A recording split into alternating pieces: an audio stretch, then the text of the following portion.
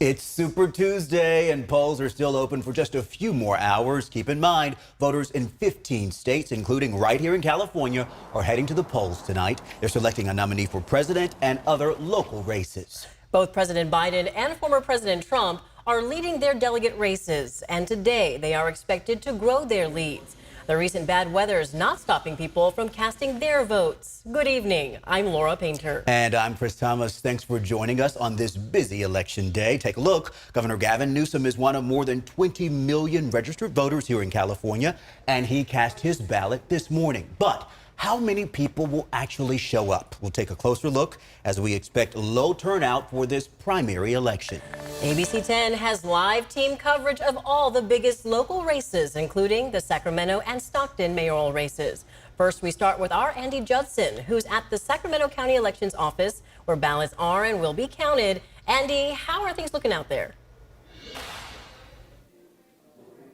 Yeah, good evening, Laura and Chris. We're at the Sacramento County Office of Elections, and for my Sacramento County voters, whether you voted in person, by mail, or ballot drop box, this building I'm standing in is where your ballot goes and where your vote is counted. I'm going to give you a live look here. You can see a lot of folks are out here practicing their civic duty, getting their votes in, and you have until 8 p.m. tonight to come on down here and drop off your ballot. Even if you're not registered, you can come down, and as long as you're in line by 8 p.m., you can vote tonight. Now, it's interesting. I just got the latest count. We do have a lower voter turnout this year. Currently, right now, it's around 19.3% for Sacramento County. In comparison, for the last 2020 presidential primary, it was around 20% a few days before election night. So that just shows the voter turnout is significantly lower right now. We'll see what's to come tonight.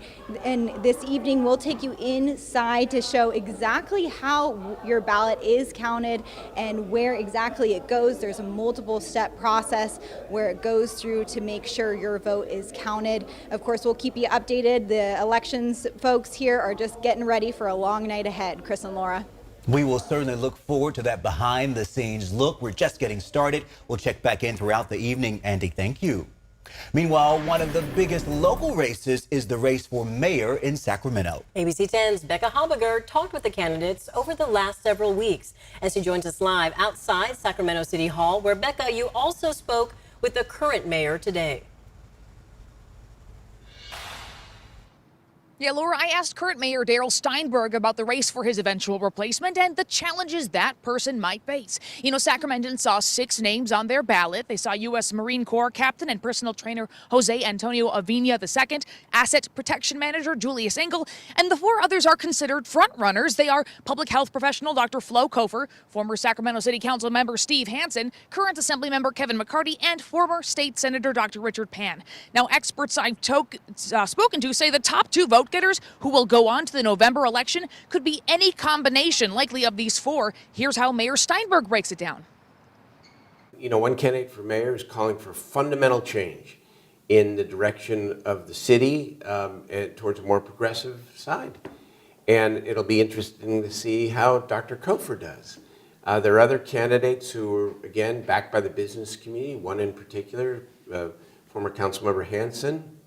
Senator Pan has a little bit of that profile as well, who are saying that, you know, some of the views of the business community in terms of homelessness and other issues, that must be the policy of the city. You have Assemblymember McCarty, who brings an array of experience from the legislature, who I think I would describe him as more center-left.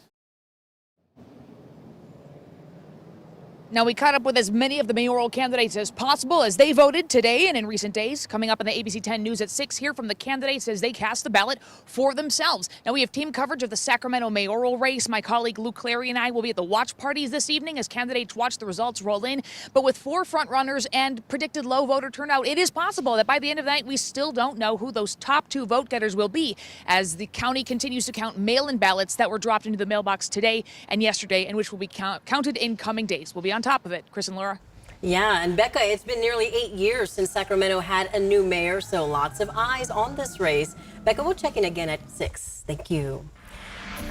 And that is not the only large city in our area looking for a new mayor. Yes, Stockton is also voting for a new leader in San Joaquin County. More than 134,000 folks will be deciding mayor in this election. ABC 10's Gabriel Porras is live tonight in Stockton, and I know you had a chance to talk to voters.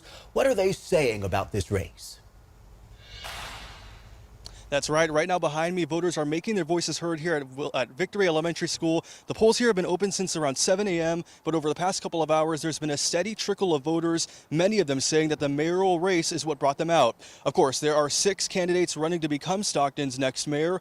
Voters we talked with had different issues that brought them out here tonight, from economic development to homelessness and crime.